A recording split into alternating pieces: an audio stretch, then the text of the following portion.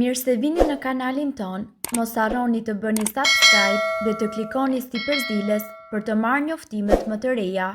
Faleminderit! Thoni lam të mirë diabetit, pini një gotë nga kjo dhe të befasoheni. Të gjesh kombinimet e duhura ushqimore me qëllim që të mbash të ekuilibruar nivelet e sheqerit në gjak mund të jetë shumë e vështirë. Prandaj, çdo frut apo perime që konsumohet duhet të jetë e duhura. Këtu ne do t'ju listojmë disa nga ushqimet të cilat ndihmojnë me diabetin e tipit 1 dhe të tipit 2. Peshku. Peshku është një nga produktet më të shëndetshme. Salmoni, sardelet, açuget janë burimi më i mirë për yndyrat omega 3 dhe acidet DHA dhe EPA, të cilat e ndihmojnë në zemrën. Për të gjithë personat që vuajnë nga diabeti duhet i konsumojnë pasi ata janë të predispozuar që të preken nga sëmundjet e zemrës. Këto acide mbrojnë qelizat dhe reduktojnë inflamacionin, duke përmirësuar kështu qarkullimin e gjakut. Të gjelbërtat. Perimet si spinaçi, lëpjeta, sallata janë plot me vlera por me pak kalori, duke qenë se ato treten shpejt nga organizmi, nuk e rrisin nivelin e sheqerit në gjak. Gjithashtu, këto produkte janë të pasura edhe me vitaminën C, e cila luan një rol mjaft të rëndësishëm edhe në eliminimin e inflamacionit dhe të tensionit të lartë. Ndërkohë, kanella është e pasur me antioksidantë të cilët mbrojnë shëndetin e syve. Studime të shumta mjekësore kanë treguar se kanella mund të ulë nivelet e sheqerit në gjak dhe të përmirësojë ndjeshmërinë që ka ndaj insulinës. Studime të shumta mjekësore kanë vërtetuar se kanella mund edhe të ulë nivelet e sheqerit në gjak dhe po ashtu të përmirësojë ndjeshmërinë ndaj insulinës. Një tjetër studim vuri re se kanella arrin të ulë edhe kolesterolin dhe nivelet e triglicerideve. Vezët janë vërtet një paketë me vlera shëndetësore.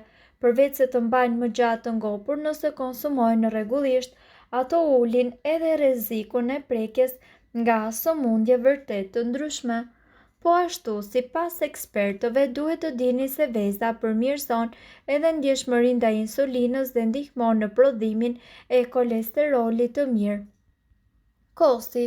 Kosi është një nga produktet e bulmetit më të mirë për personat të cilët vuajnë nga diabeti.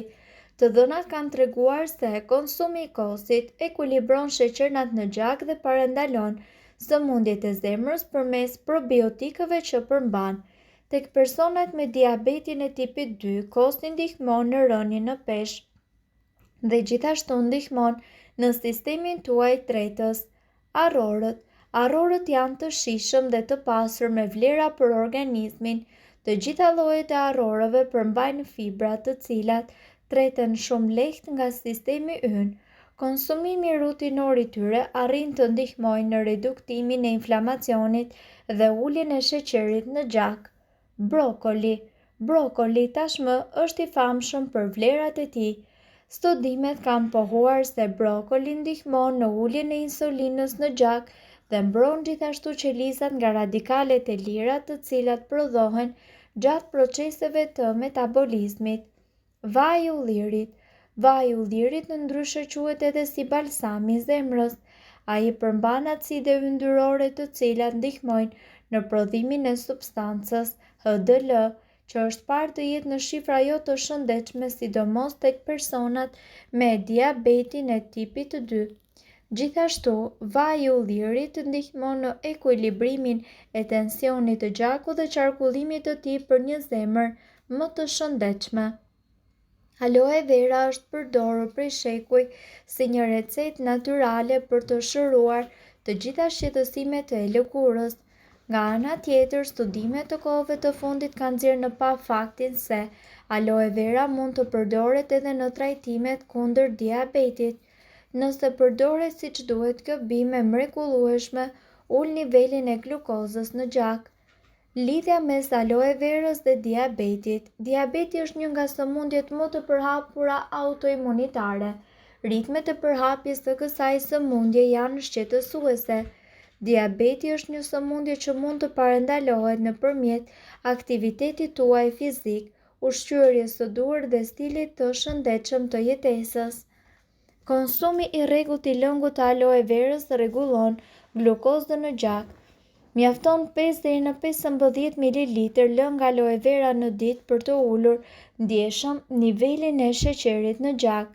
Në harkun kohor të 2 muajve, aloe vera mund të ulë nivelin e sheqerit në gjak me 50%.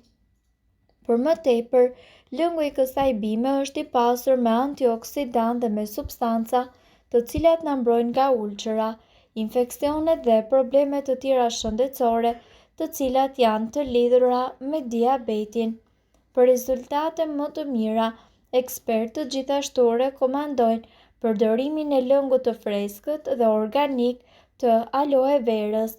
Gjithashtu, në ditët e para të trajtimit me këtë lëng, duhet të dini se shija do t'ju duket pak e hidhur, por ju mund të konsumoni edhe një lugë çaj me aloe vera çdo ditë. Kur trupi të mësohet me këtë lëng, atëherë mund të arrisni dozën deri në 3 lugë çaj në ditë. Mund të shtoni dhe pak mjaltë ose ëmbëlsues të tjerë natyror. Si prodhohet lëngu i aloe verës? Mund të duket e vështirë, por në fakt gjethet e bimës mund të japin lëng edhe në mënyrë tepër të thjeshtë. Këtu ju do të gjeni të detajuar të gjithë procesin e përgatitjes së lëngut të aloe verës. Ne ju udhëzojmë që të prisni gjethet e aloe verës sa më pranë pjesës kryesore të bimës. Gjethet ndahen në gjysmë sipas së gjatësisë. Siguroni që ta keni hequr cipën nga gjethet pasi cipa e jashtme është mjaft e rëndë për stomakun. Nxjerrni xhelin e aloe verës nga gjethet duke përdorur një thik. Pjesën e xhelit që keni përftuar i vendosni në mikser dhe i punoni derisa të merrni lëngun e aloes. Filtrojini lëngun dhe pastrojini atë nga çdo fibër e tepërt e cila mund t'ju ketë kaluar gjatë procesit të heqjes së cipës. Ndërkohë, konsumoni boronica, rrush dhe moll. Shumica e frutave kanë një nivel të ulët glicemie sepse ato përmbajnë shumë ujë dhe fibër, por niveli i glicemisë mund të ndryshojë në varësi të pjekjes së frutave. Lëngjet e frutave për shembull kanë një nivel të lartë glicemie sepse shtrydhja i largon frutat dhe në lëng mbetet vetëm sheqeri. Studimet po ashtu kanë konfirmuar se njerëzit të cilët konsumojnë më shumë boronica, rrush dhe moll kanë më pak mundësi që të preken nga diabeti tipit 2. Patatet e ëmbla.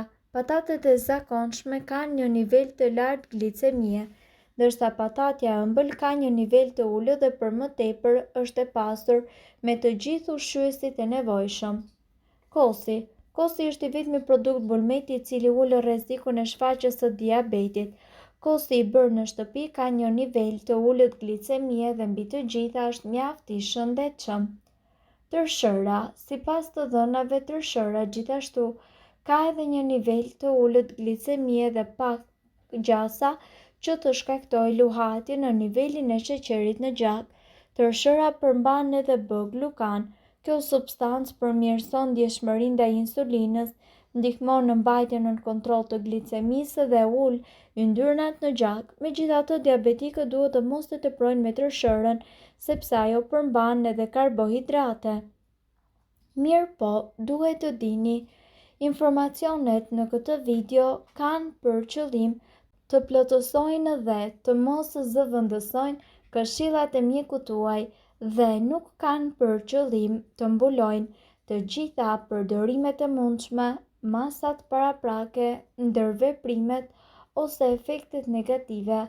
Informacionet në këtë video mund të mos i përshtaten rrethanave tuaja shëndetësore, prandaj para përdorimit konsultohuni me mjekun tuaj. Nëse doni të dëgjoni videot tona që ne postojmë çdo ditë, kliko subscribe. Ju ftojmë gjithashtu të bëni like në videot tona nëse i keni dëgjuar dhe e pëlqyer ato. Faleminderit që e pat videon ton. Shpërndajeni këtë video në profilin tuaj në mënyrë që të informohen edhe shokët tuaj. Faleminderit. Nëse ndonjë prej këtyre përbërësve ju shkakton alergji, e mira është që të mos i përdorni këto receta të mjekësisë alternative.